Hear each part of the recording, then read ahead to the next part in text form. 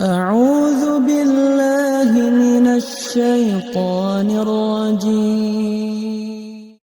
Saya membacakan satu perkataan dari Imam Ibnu Athaillah. Ukhruj min awsafi yash basyariyatika an kulli wasfin munaqidin li'ukudiyatika litakuna linida'il haq mujiban wa min hadratihi qariban. Keluarlah dari sifat-sifat kemanusiaanmu, yakni sifat yang jelek dan rendah, ialah semua sifat yang menyalahi kehambaanmu, supaya mudah bagimu untuk menyambut panggilan Allah dan mendekatkan kepadanya. Jadi keluarlah dari sifat-sifat jelek dan rendah, ya, ialah semua sifat yang menyalahi kehambaanmu. Jadi sifat yang menyalahi kehambaan itu diantaranya apa? Sifat membangkang, sifat tidak taat.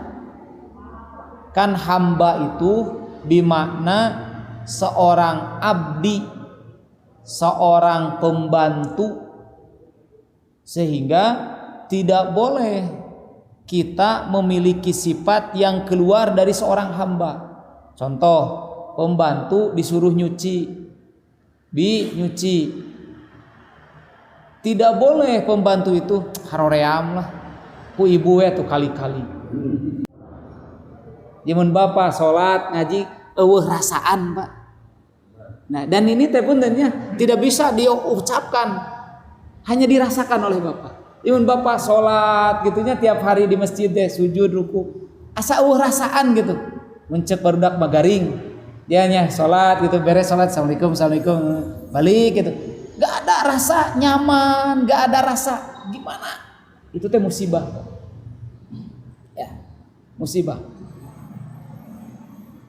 Jadi kata Imam Ibnu Athaillah, musibah yang paling berat adalah ketika semakin jauh dengan Allah, ketika hati tidak lagi merasakan nikmat saat beribadah, bersujud, apalagi ketika tidak ada lagi rasa resah, gelisah ketika berbuat maksiat.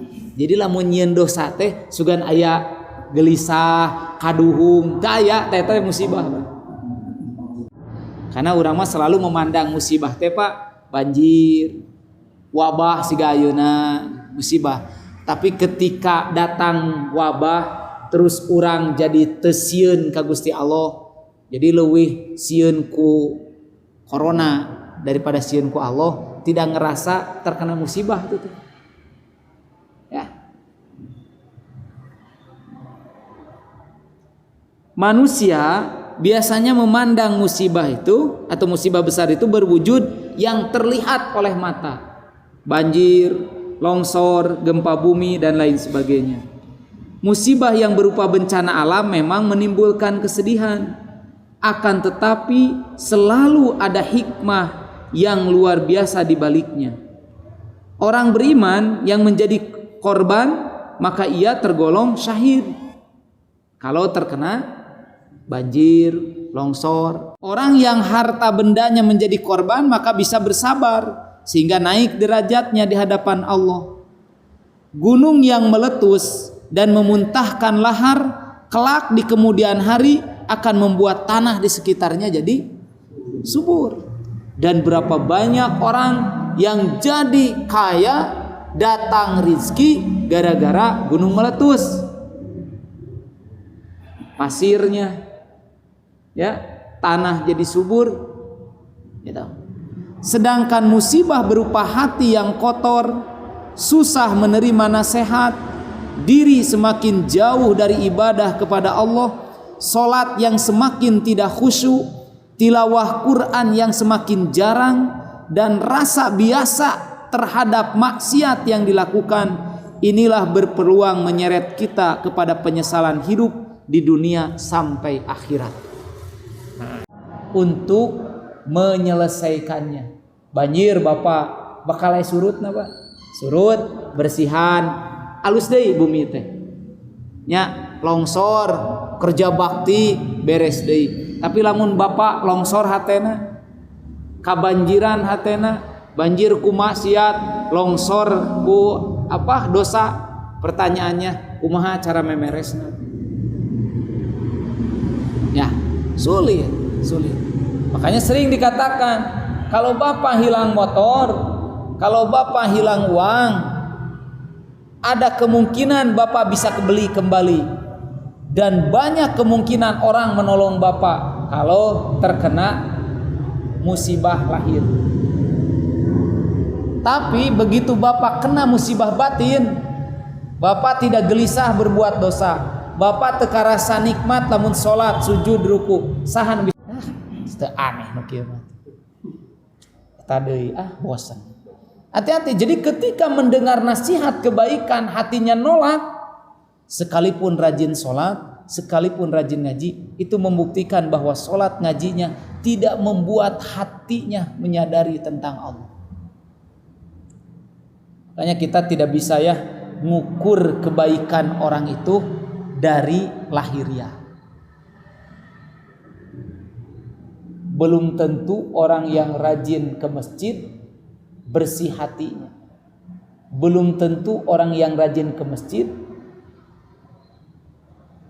bahasanya itu penuh kasih sayang hatinya. Makanya tong anehnya lamun aya cek bapak-bapak teh, nah ini jelema teh ka masjidna mineng, tapi ya Allah mun ngomong pinyerieun hate batur. Ke masjid itu baik. Tidak ada jaminan. Dan belum tentu orang yang menurut kita jarang ke masjid tidak baik. Ya. Nah, maka tugas kita mah gimana? Ikhtiar lahiriah harus bagus. Jika bapak dangdan, rapi, bersih, usahakan kudu kitu pa hidup teh. Nah, yang tidak kalah penting, hiasi hati bapak dengan Rahman Rahimnya Allah. Jadi jangan mudah menilai orang gara-gara ngelihat penampilan. Jangan mudah menilai orang gara-gara lihat lahiriah.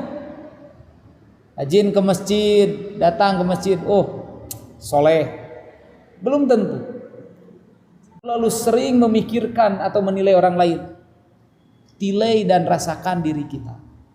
Sekarang kita alhamdulillah takdir Allah termasuk hamba-hamba yang senang datang ke masjid. Alhamdulillah, ini karunia yang besar diberikan Allah. Jadi mun bapak teu salat ke masjid pasti aya gegelisahan. Mun bapak teu berjamaah di masjid aya rasa lebar. Benar enggak? Sekarang dirasakan oleh bapak, itu karunia dari Allah. Langkah selanjutnya, cobalah mulai ngerasakan hati.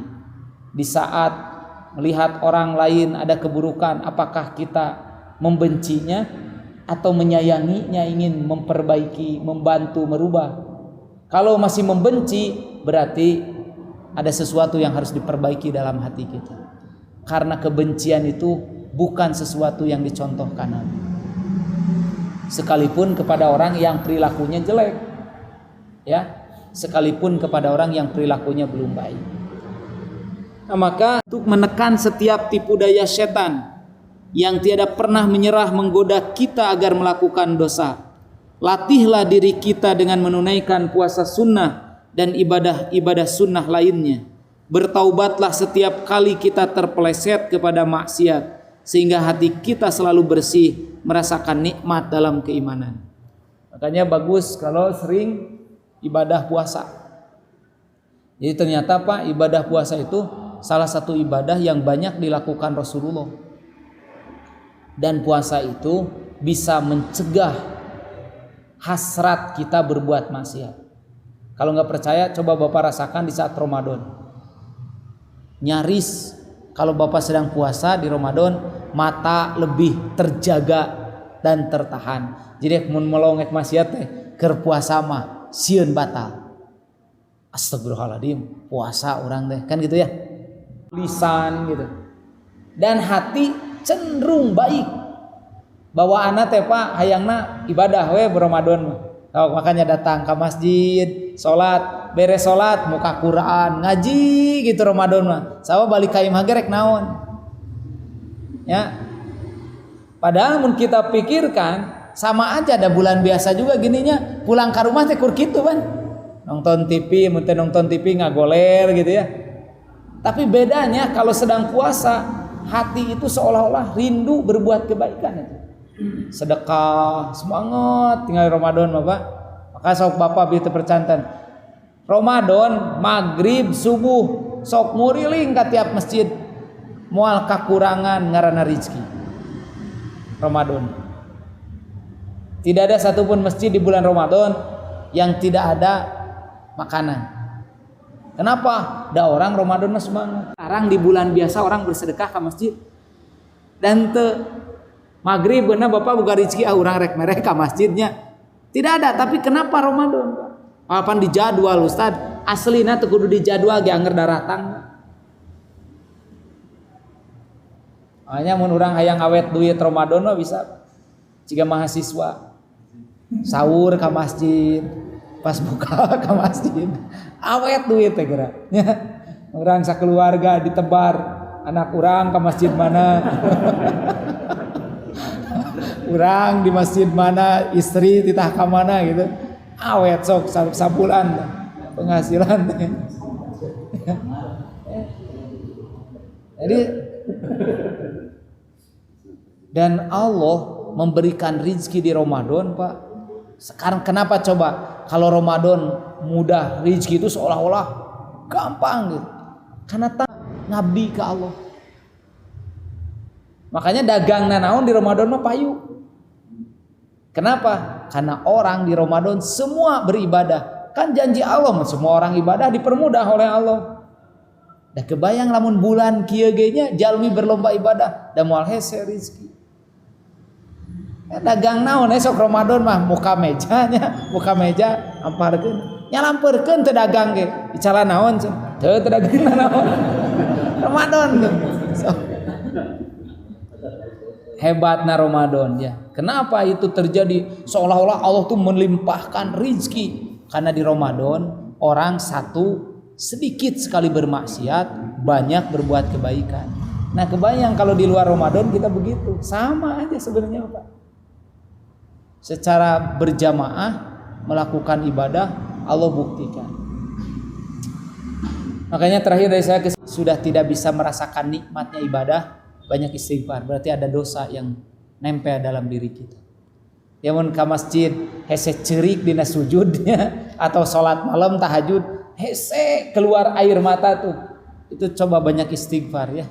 Karena bisa jadi kerasnya hati kita membuat sulit untuk meneteskan air mata sekalipun merasa banyak dosa. Jadi sadar banyak dosa tapi asa hese hayang menangisi dosa teh. Nah itu harus banyak istighfar, Pak. Banyak istighfar. Alhamdulillahirabbil alamin. Terima kasih Bapak sekalian. Mudah-mudahan apa yang sampaikan manfaat ya. Dan mudah-mudahan kita bisa mengamalkannya. Wabil khusus saya yang sering bicaranya, ujian terberat bagi pembicara tuh dosanya lebih gede daripada mendengarkan ya. Makanya tolong bantu saya doakan. Mudah-mudahan bisa istiqomah dalam kebaikan insyaallah. Amin. Subhanakallahumma wa bihamdika asyhadu an la ilaha illa anta astaghfiruka wa atubu ilaik. Assalamualaikum warahmatullahi wabarakatuh. Nuhun Pak Deden, Pak Apep dan Pak Bustami.